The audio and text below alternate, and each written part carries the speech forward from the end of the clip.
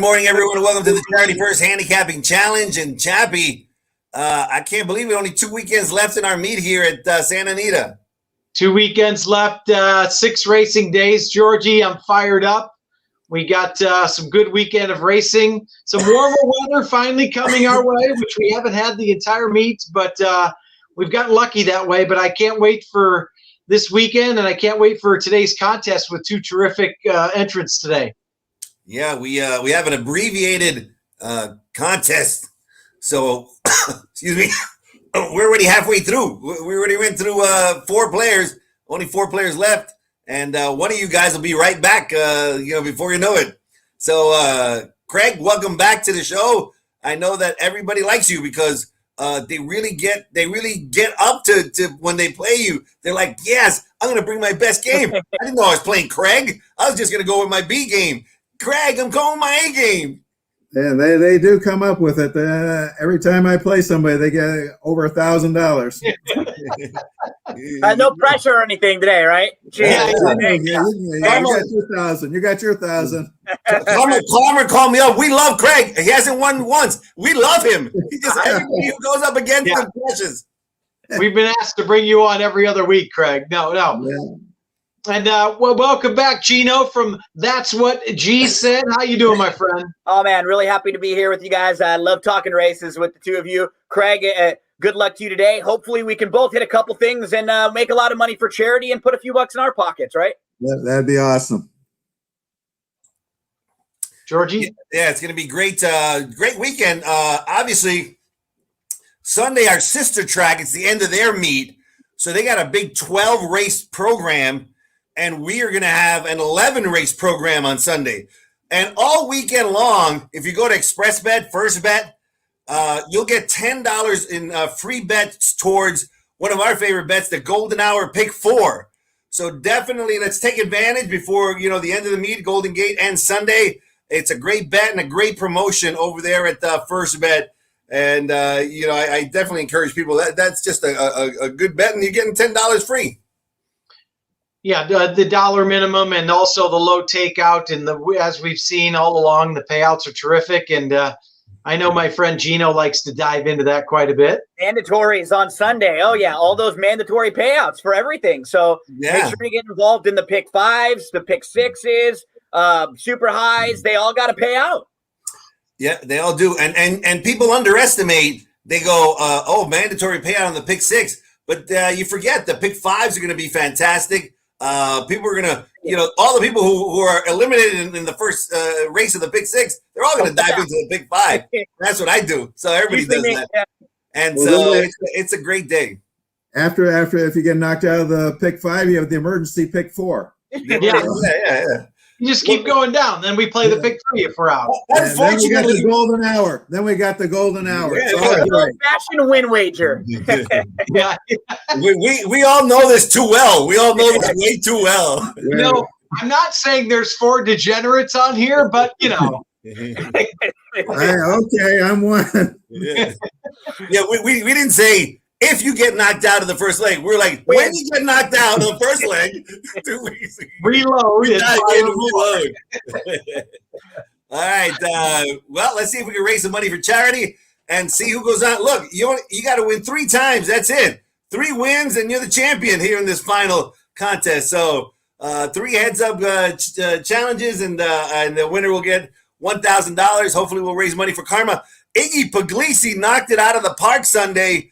He hit every race that he bet. And, that's another thing is if you're just watching, if you follow our handicappers, these are some of the best in the business. You're going to make some really good money. So pay attention. Craig Kaufman's made the NHC 613 years in a row.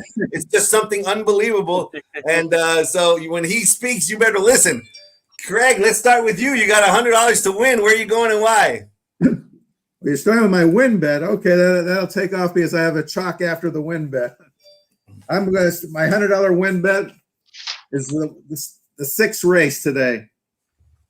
I see a lot of horses that are equal. They're not much disparity between them. So I'm going to take some big value here. I believe I'm going to take Big Al's Princess at 10-1 on the morning line.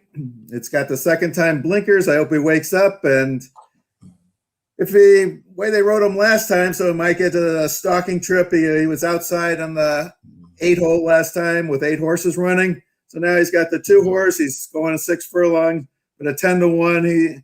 To me, he's as good as the 2-1 favorite. I caught it from George. And the 4 horse is a first-time starter, so I think there's some value taking in the 6th race, number 2, Big Al's Princess. Big Al's Princess at a big price. There is a scratch in that race for you guys paying attention at home. Number 9, Dorita's Happy, a pretty big scratch, and or at least that's what I'm going with. I'm going with that story that he scratched. Wink, wink. No, he's scratched. He's definitely scratched. Chappy.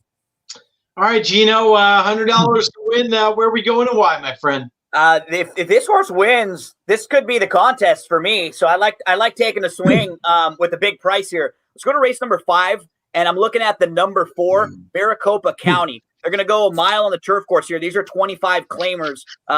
Let's look at Maricopa County's overall turf form.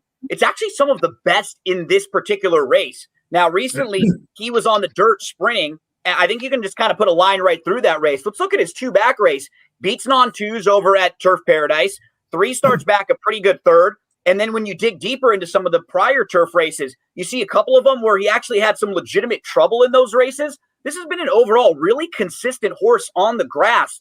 When you look at the way this race is going to shape up on paper, I thought the 1 Outlaw is going to show some pace. The 2 Starter Running is going to show some pace. Snazzy Dresser will likely be showing some pace in here. So I thought it would set up to one of the 3 horses that come from off the pace. Storm the Bastille at 4-5. Super logical. Wouldn't shock me there, but that's not the type of horse I can play in a contest for a big win wager like this. I'm looking at Maricopa County as a horse who could get a really nice trip.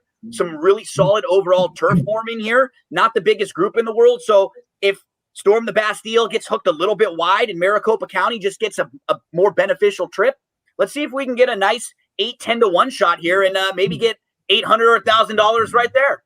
I like it. So race 5, Georgie, 10-1, and it should set up for Maricopa County. He's got some good form on the turf, and I like it. Both of these guys both play 10-1 morning line shots on their wins bets. It pays to pay attention to the show. Yeah, they don't mess around. All right, Gino said he had to dig deep into the past performances of Maricopa County. Yeah, I think he should keep on digging because he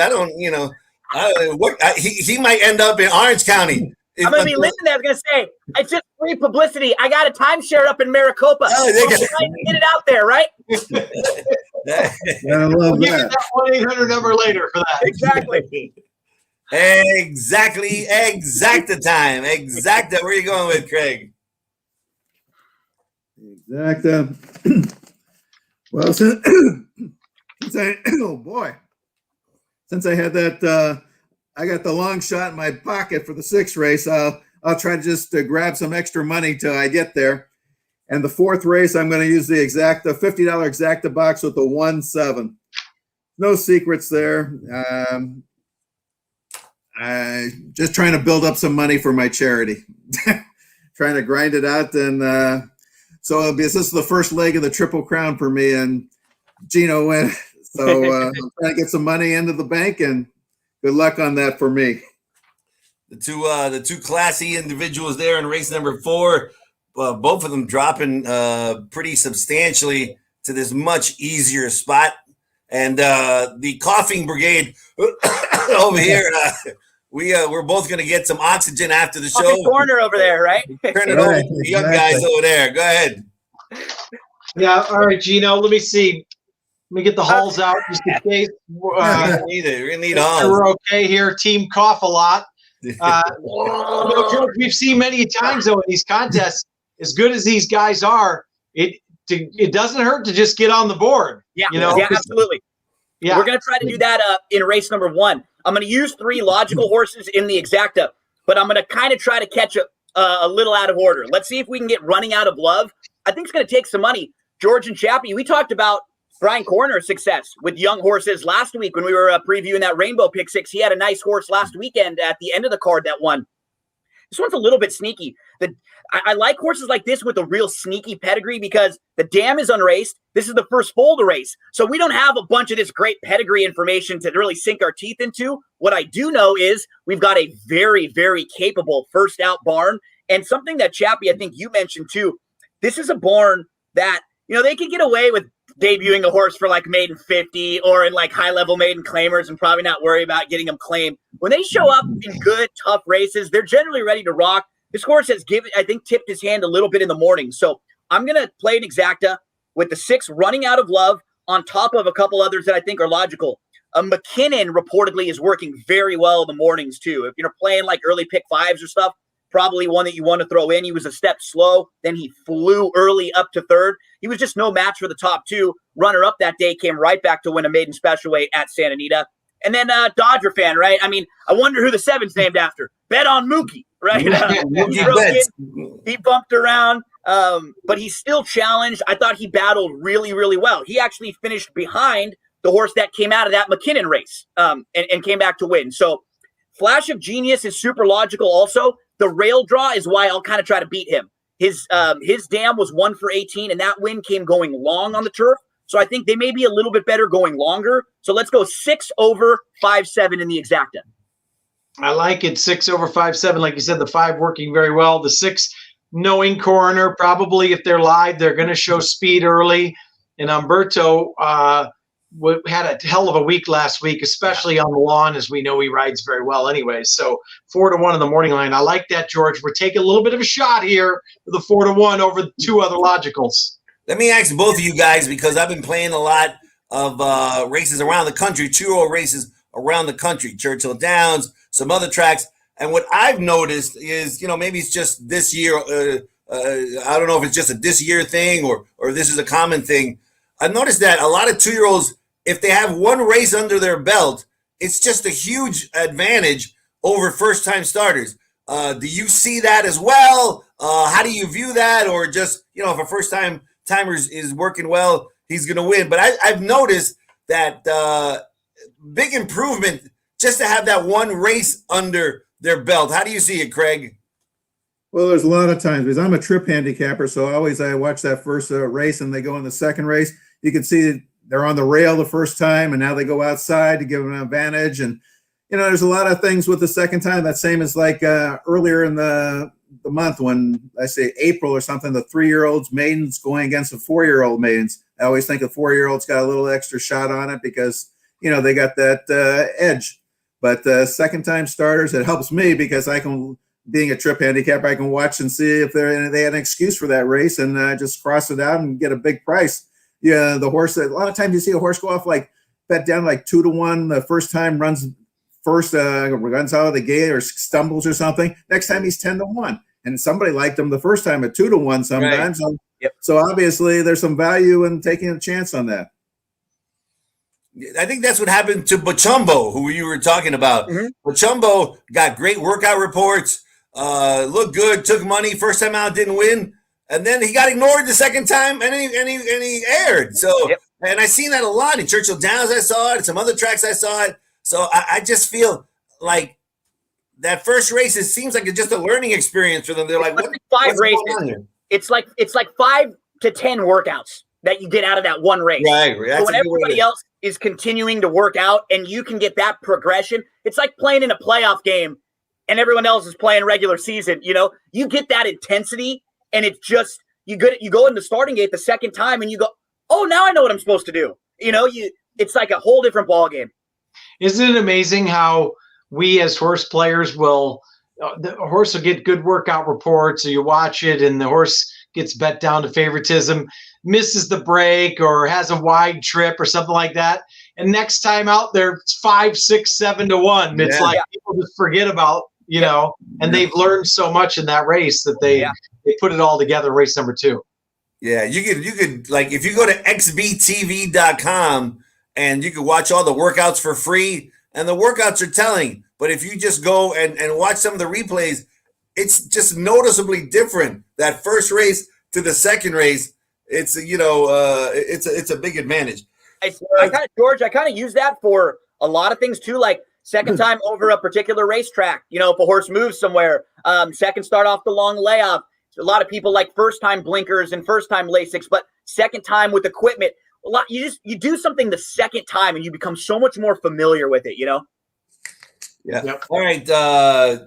Well, you just mentioned that. I just mentioned that second time. That's another reason in the 6th race I took a shot in that 10-1 shot is second time blinkers. Yep. It's had that own thing. And a great thing on Express Bet is on the replays they give you head-ons too, and that's what a handicapping tool that is with Express Bet. You know, the other day I have to write for the program Santa Anita Oi. So I saw a replay of the pan shot, and I didn't see nothing. Like I looked at it because in the form it said it got bumped a little bit, nothing. Then I saw the head on. The horse got bumped over here, got bumped over there, and I couldn't tell it all on the pan. Nothing. It's amazing. What's amazing is that we're going to put the pan right over Gino's head over there.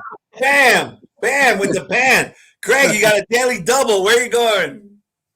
Where am I going? I'm just trying to make some cash in because I'll tell you what, if any of Gino's horses won't win, good luck. I'm running for second place in the 2-horse race, 2-man race, because I'm going to take the 4th race again, use those 1-7. Actually like the 7 a little bit better, but so we have 2 shots in the 5th race because that's going to be my daily double. The $250 daily doubles going to the 6 horse, just like Gino said. It does look like you profile the race. It does look like a closer is going to win. They're a 3rd time back for the 6th. Storm little extra on the jockey switch dropping. So it looks like this is the go time for this horse here. And if I catch the first one, but I won't be so upset for the charity if Maricopa County wins. So it's a win-win. All right, sounds good. We're going to have that daily double. So the 5th race is going to be key. Chappie, me and Craig are coughing, but that race, we're going to put Gino in the coffin. We're going to put him right in the coffin. And because that's Storm of the Bastille is going to win, and we're going to hit the double, and we're going to be celebrating. Chappie? No offense, but I think I'll bet a 6-4 Exacta. There you go. Absolutely. All right, Gino, Team Coughs a lot is talking a lot of smack here. So I know. Well, where are we going with our double? I got a couple that, I promise you I didn't pick these just on the names, Georgie, but it's all about the money, and you can't stop this man. Let's be honest, right? You can't stop this man. You can't stop this man, Georgie. So, in race number 2 at Santa Anita, I'm going to try to start my daily double with all about the money and can't stop this man. Now, super logical on can't stop this man would be no shock to see him win. Let's tell you a little bit about all about the money, who has raced 5 times now. In his career debut, he actually tried the turf. I think you can put a line right through that. Comes back in career start number 2. He finishes 3rd. He's behind Spielberg, grade 2 winner, and Parnelli, who's multiple stakes placed. Comes back in career start number 3. He runs into Parnelli again, another horse who was easy to get beat by when he was on the front end, cruising. Career start number 4, he's behind Roman Centurion, grade 3 place. De Jour, who was in there, came back to win a grade 2 on the undercard on Kentucky Derby Day. And then in his most recent start, he takes a horse named Hosier, who's grade 2 placed and multiple stakes placed for Baffert. So I think all about the money, he looks like the type of horse who will really appreciate the gelding. He's a horse who's shown some ability, but I think he's been kind of quirky and one of his own worst enemies. He's going to go 7 furlongs now, off the bench, from the rail. That's not easy, but the way this race shapes up, when it looks like Poseidon Wrath is going to be flashing some speed, Honor Among Men is going to be flashing some speed, I think Silver Moon Road is going to be forwardly placed in here. So I think those 3 will be, will break well, and all about the money should be able to secure a pretty nice spot behind them. I don't think he'll get that shuffle back, what you normally get in a big field from the rail. So I'm going to give him a shot to, if he's in the 5 to 1-ish range, and I can get him and then secure a double in the 3rd race with Best of Show, because this is the best of shows. Let's be honest, Georgie. You just keep lobbing them to me. I can just do it with anything. Anything. Just hit it. Right in your wheelhouse. Who actually stretched out, went a mile last time out. What I liked about that is it sort of gave her the opportunity to get away from the gate a little quicker because she had missed the break. And that was sort of her problem. She was just getting in trouble at the start, leaving herself a little too much to do. She's bred really well for the grass. She turns back a little bit here, and another type of race where you look and you see Navy Queen's got a little bit of speed. Majestic Gigi's got some speed. Towards the outside, Maggie's Magic's got some pace. There are 3 or 4 in here who could set it up nicely from best of show to come from off the pace. So again, I gave myself a couple opportunities today. If we can just hit one of them, we'll probably get into the 500 plus range and do our best for charity. Georgie, all I can say about Gino is this is the best of show. It's all about the money, and you can't stop this man. Game over. Hey, we're probably going to do another handicapping show on right before Father's Day. So because we're going to have a mandatory payout on the 20th. So hopefully, Gino, you'll be able to join us that day, Saturday, after the races.